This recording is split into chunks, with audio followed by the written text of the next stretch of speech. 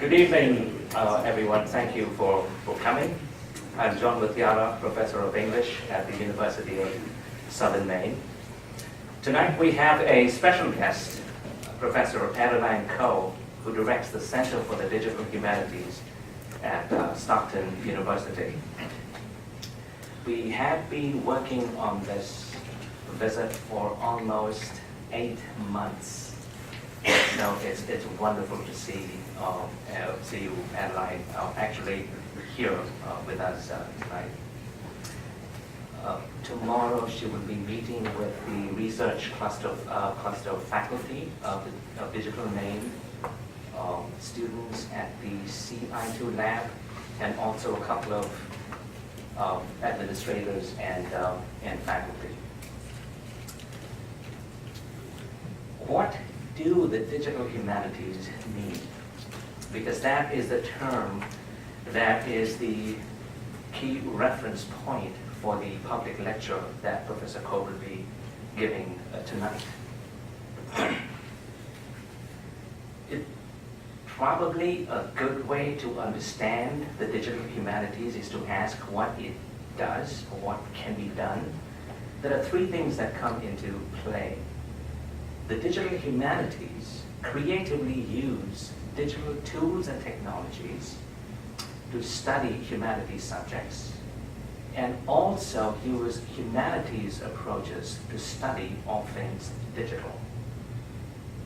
Second, they examine the impact of digital technologies on everyday social and cultural life. And 3, they provide a public presence for humanities scholarship and creativity in order to explain and contextualize their significance to civic life and civil society. At USM, we have a digital humanities project titled Digital Maine, which integrates compelling digital content to articulate social, cultural, and environmental themes related to Maine. There should be a brochure on each chair, and you may have probably been handed a brochure. When you get a chance, please take a look at it. That brochure gives you a snapshot of 5 important projects. The first one is the Portland Women's History Trail, led by Professor Eileen Egan from the Department of History. The second is Envisioning Change, Sea Level Rise in Casco Bay, led by Jan Pitterbeck, who is Professor of Art. Maine Chance Farm, Documenting Maine's Beauty Culture, which is headed by Professor Lisa Walker from the Department of English. Maine World War I Memorials, led by Professor Libby Bischoff from the Department of History and Political Science. And the 5th one is Stories of Maine's Paper Plantation, which is headed by Professor Michael Hillard from the Department of Economics. As is obviously evident, all of these faculty and the students working with our faculty come from a variety of disciplines, from art, from women's and gender studies, from history and political science, from English. We also work closely with people from library science, information technology, and that could show how deeply and how inherently, if you will, interdisciplinary the digital humanities can be. On that note, let me just point to, or let me highlight this to current students here in the audience and prospective students, families, and friends. If you do continue your studies here, if you come to USM, you will get an opportunity to work closely with faculty, just as you might find in the brochures, working closely on complex research projects, one-on-one, and doing something collaborative and learning new skills that would be important in today's very competitive marketplace. I want to take a quick moment to thank Pam Lerouvier, the administrative assistant of the English department, who worked on the logistics of the event and put everything together.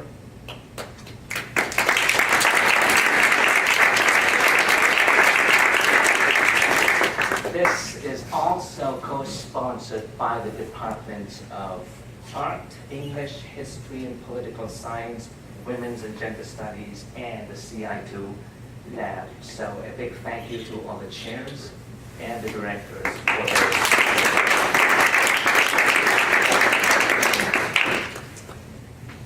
Tonight we will hear from Professor Adeline Coe. She directs the Center for Digital Humanities at Stockton University. She is also a faculty member of the Literature Program. She is Regional Faculty Fellow of the University of Pennsylvania Humanities Forum also. She publishes regularly on the intersections of race, gender, technology, post-coloniality, and she does other stuff.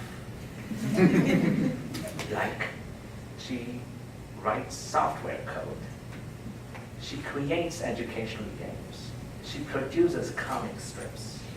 She offers webinars. She blogs for Prof. Hacker at the Chronicle of Higher Education. She runs a consultancy business. She knows exactly where Hillary Clinton's emails disappear. She knows how to contact Edward Snowden. And we'll be taking her out this evening to talk to her more about other important matters, because ultimately it's the humanities that matter. We don't quite know what else you do, Adeline, but we are looking forward to knowing more about those things. Titled Social Media and Revolutions, Imagined Communities and Post-Colonial Studies, Professor Coe's lecture examines the formation and concept of political communities created by social media tools and platforms. Drawing on Benedict Anderson's imagined communities, she argues that social media and the networked public sphere have created new discourses, new spaces for imagining community.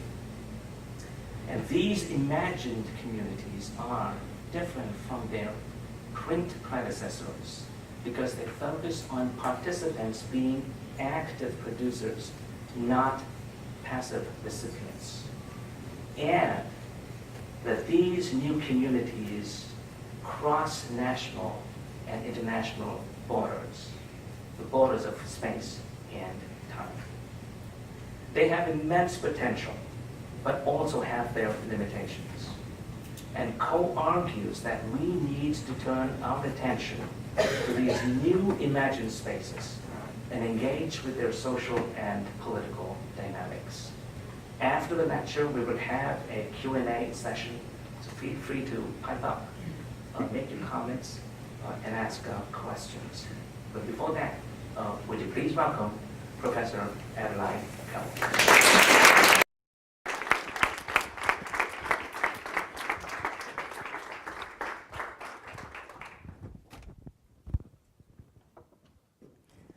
Thank you, John, for that description. I'm now very tired listening to all the things that I do. Thank you, John, and thank you to Pam for putting together my visit and working so hard on it. It's a real pleasure to be here speaking with all of you today.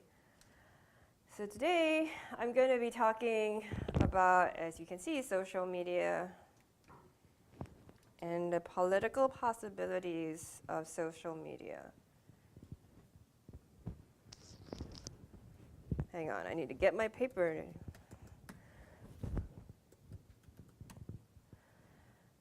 So,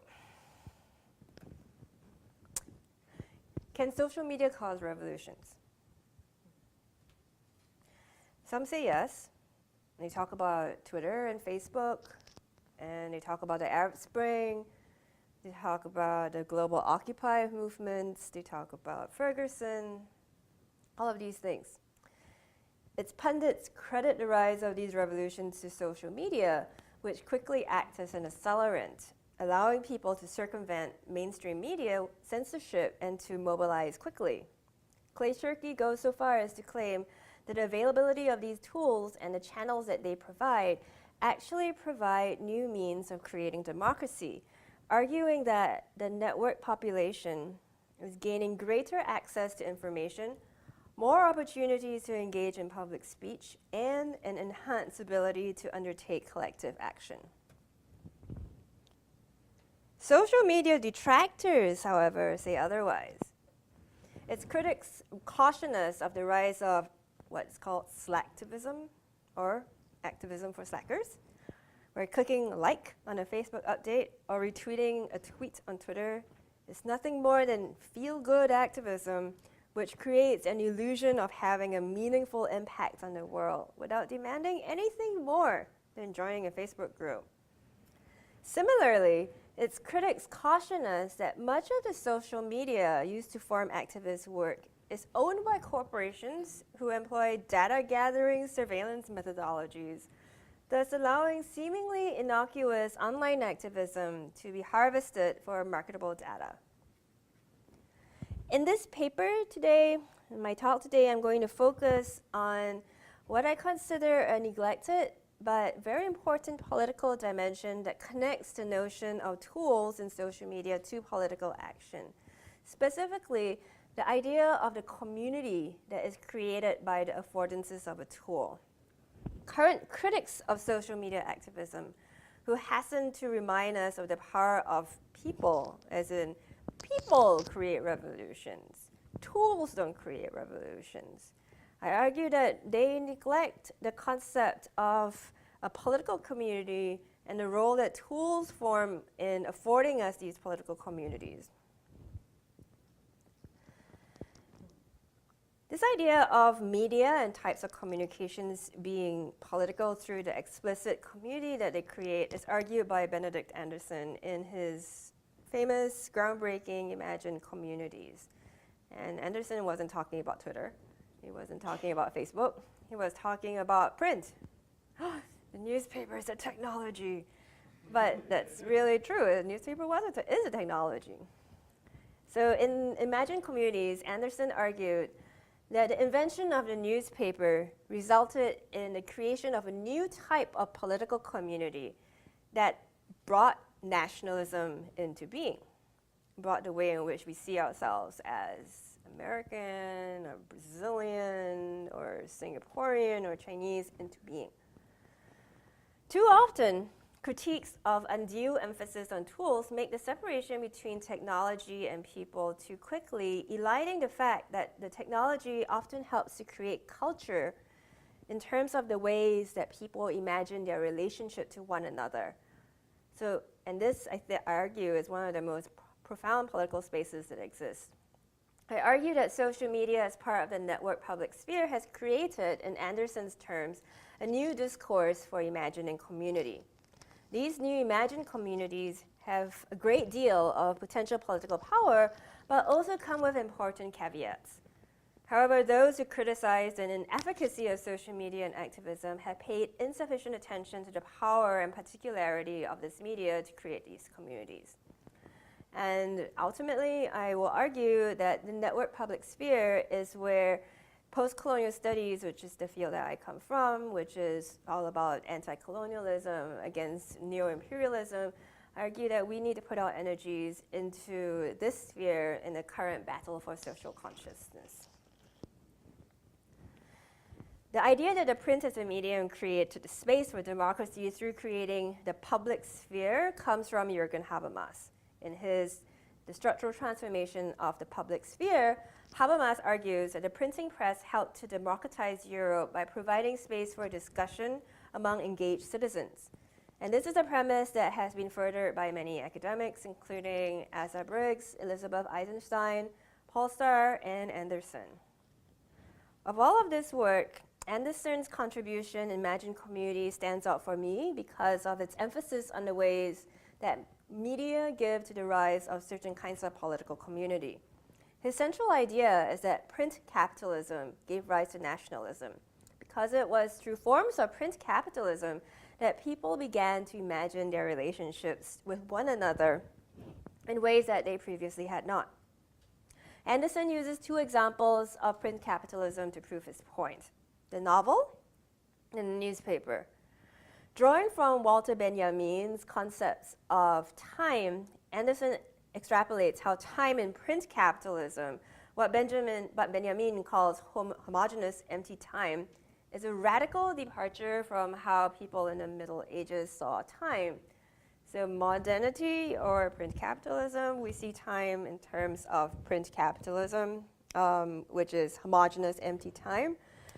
And the Middle Ages, he argues, people saw time in terms of simultaneous messianic time.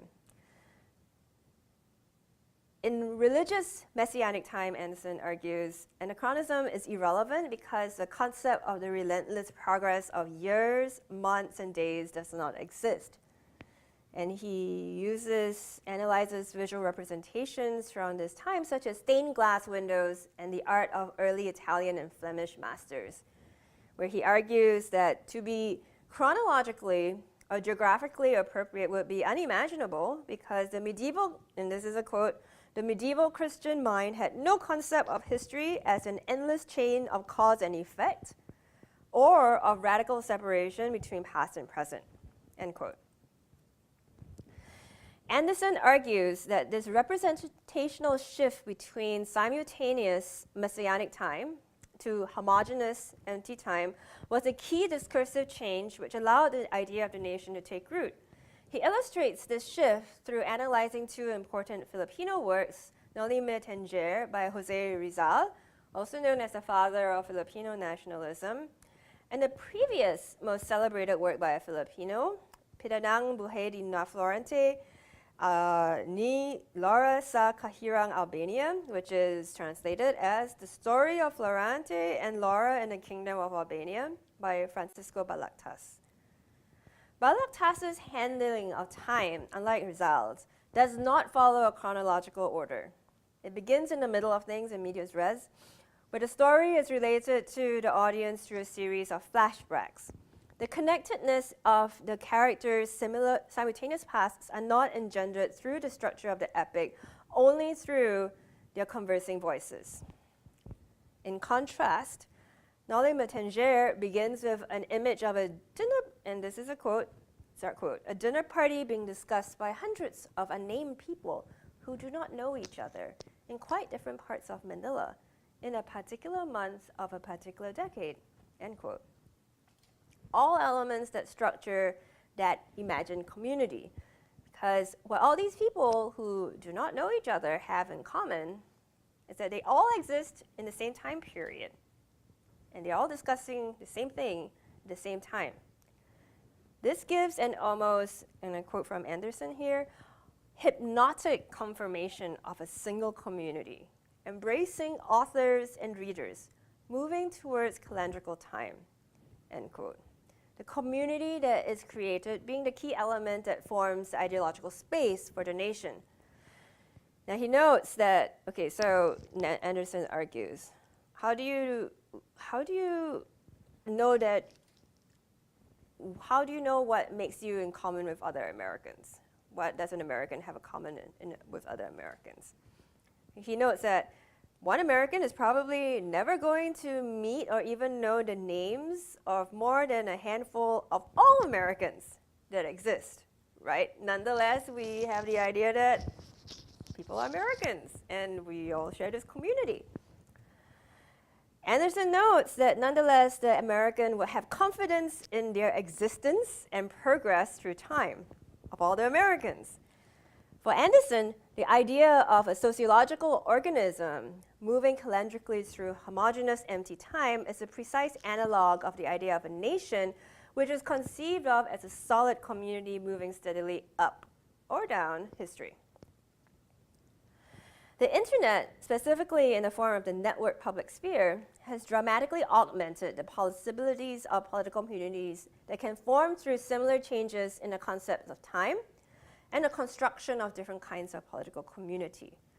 The term network public sphere refers to the networks of communication supported via the internet, whether in the form of narrower modes of communication such as email, to potentially huge audiences communicating with one another on Twitter.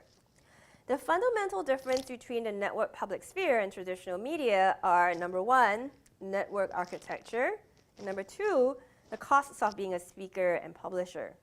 In print capitalism, it's really expensive to be a speaker or publisher because I'm sure a lot of you have published books in this room, right?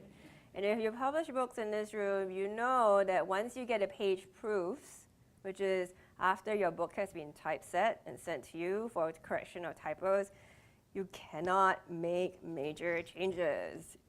You can't make any changes that are going to affect the line length because that's going to make your book cost a lot more and you're going to have to pay a lot to make those changes, right?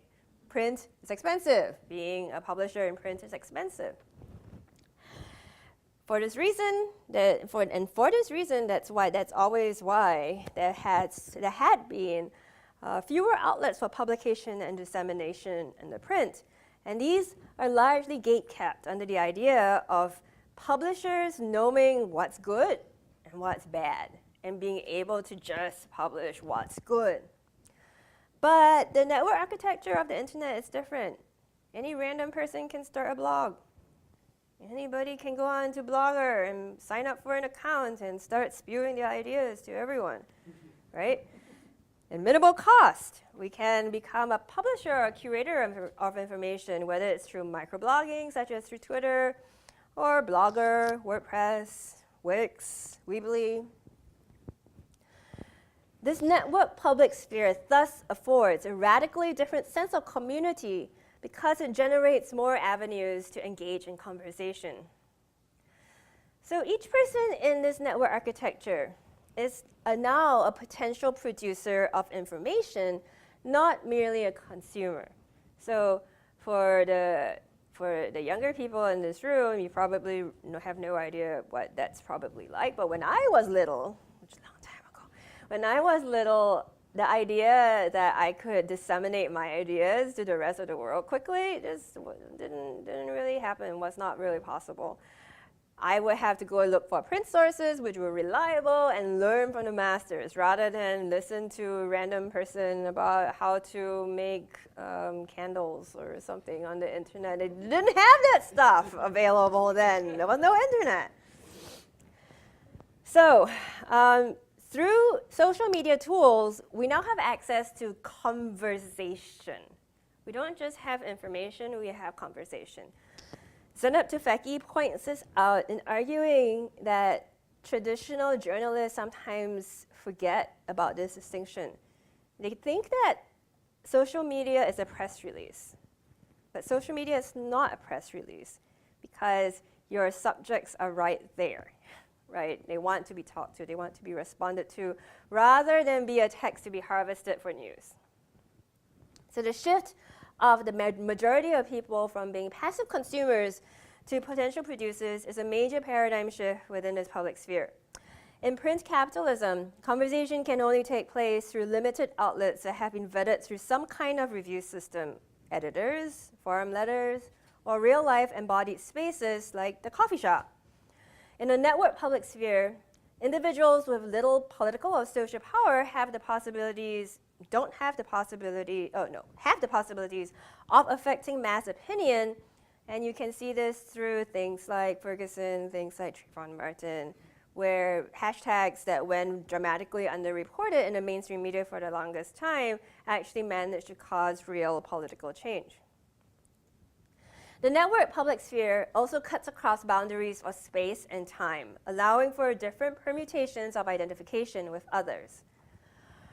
While Anderson's fictional American uses the idea of a nation of individuals connected in empty, homogeneous time to find commonality with people he does not know and otherwise has no relationship towards, social media affords space for connection over broader, unimagined, and even ephemeral phenomena.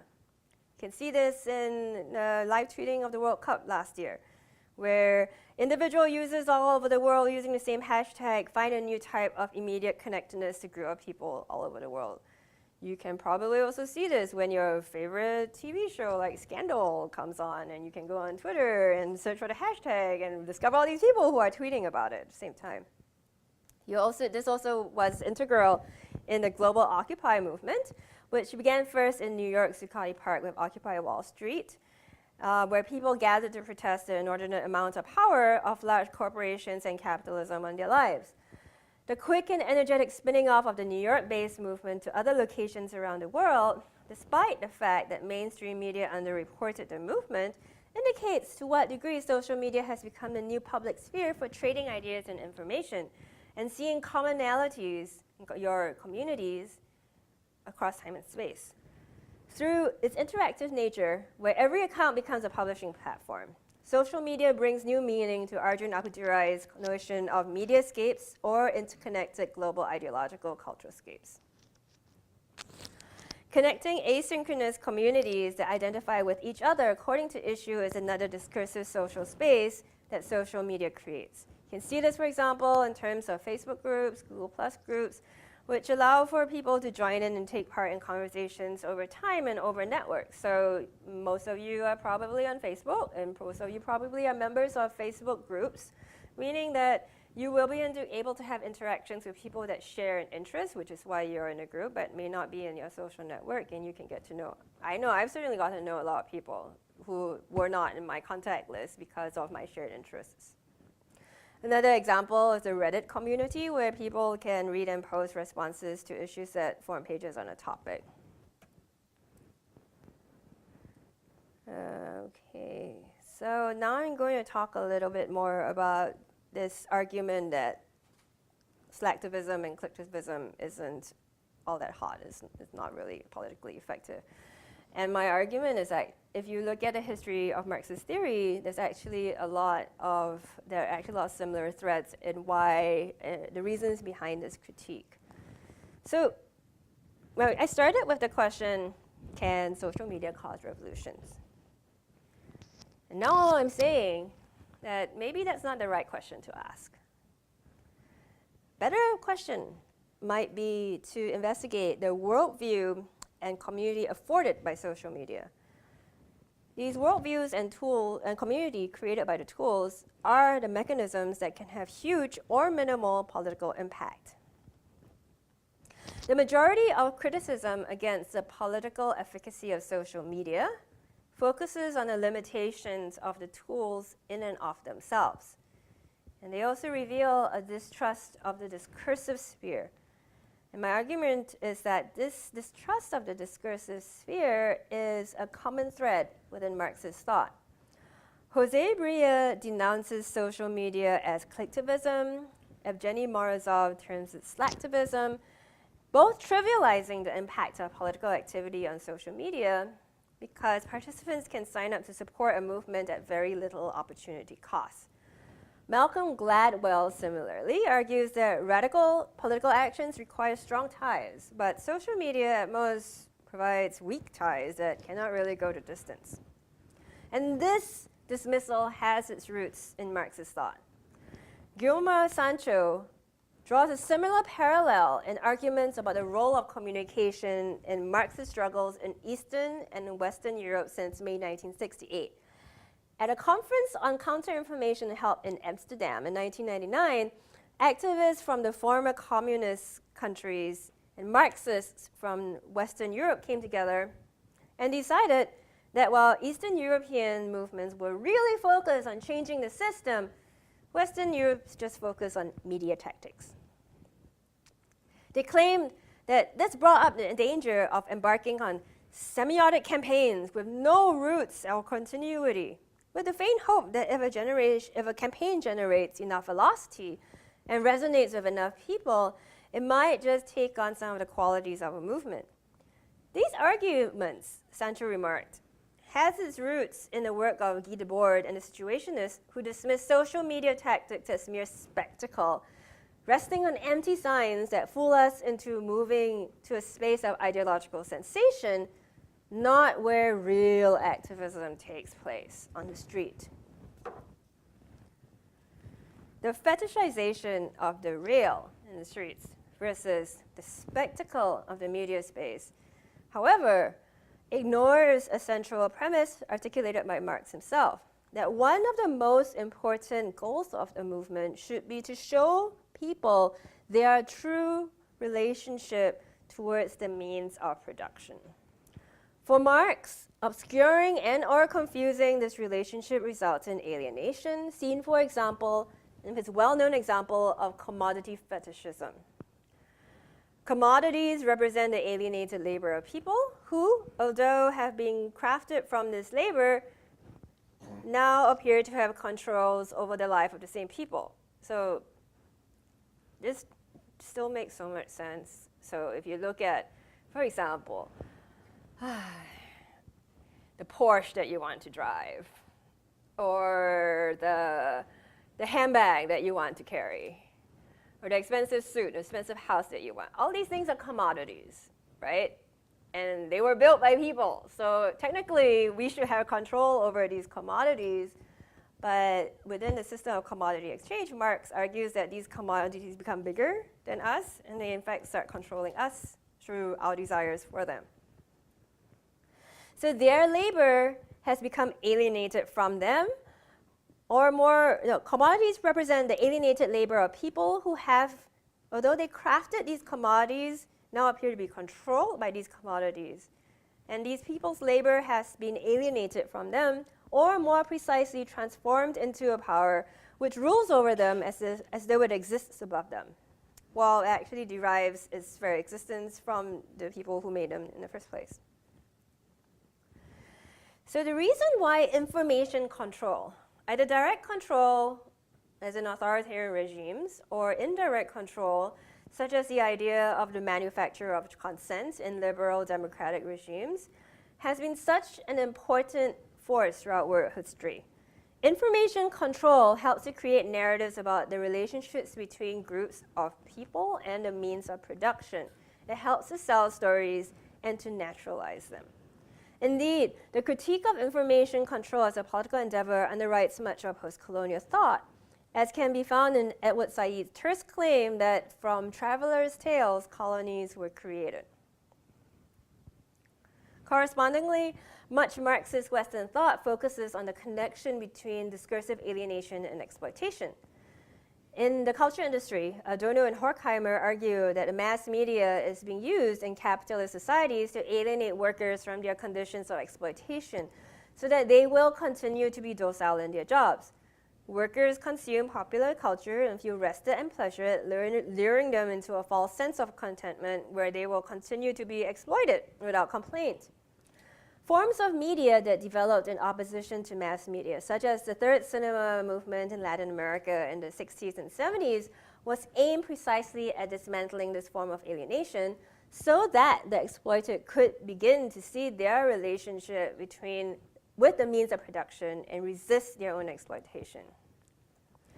So is it possible to understand some uses of social media as akin to movements like third cinema? That certain uses of social media can be used to broadcast and share experiences of exploitation, thus contributing to this alienation?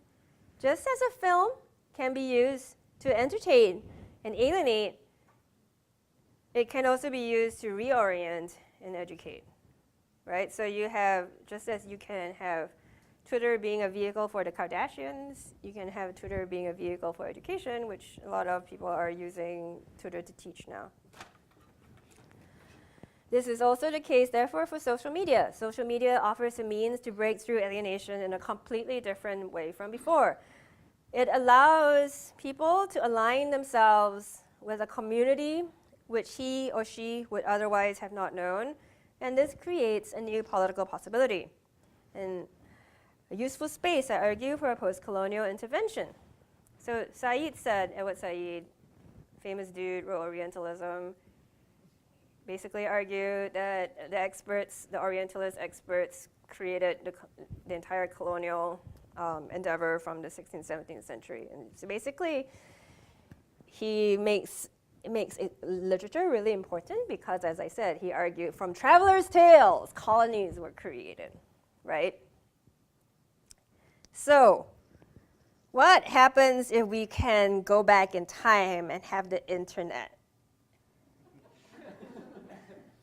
What happens if you have all these random people of color around the world writing stuff on the internet saying, hey, no, I don't really look like that. We're not all the same, really.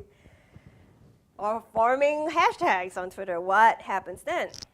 Social media offers a tremendous amount of potential for intervention.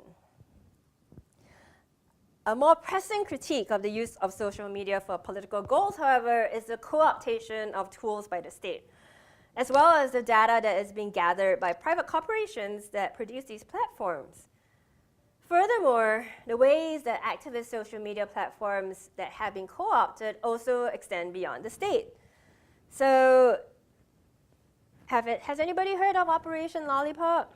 So Operation Lollipop was actually was a takeover plan, subversive plan by the men's rights activism, by the group, yeah, men's rights activists, I know. But anyway, so they were responding against a lot of feminists on Twitter, especially women of color feminists. And what they did, what Operation Lollipop really was for these men's rights activists to masquerade as women of color feminists on Twitter, basically to sow discord, create fights, while acting as women of color feminists. So like I'm saying, it's not just co-optation by the state. Like, it's a space of tremendous potential. It can be used for good. It can be used for not so good.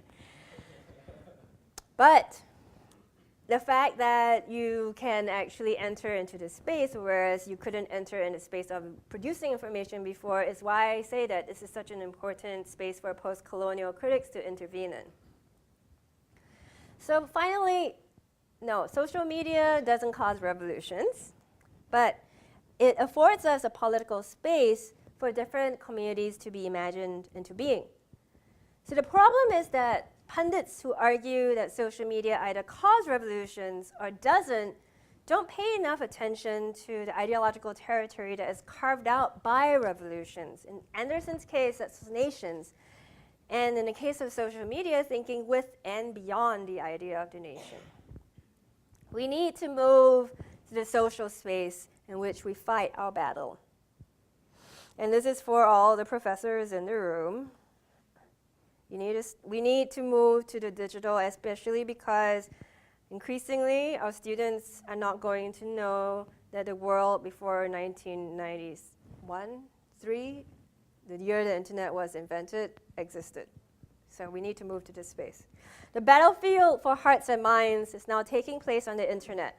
And our audience is a younger generation of people who have grown up in a world where the internet and other forms of network communication have always already existed.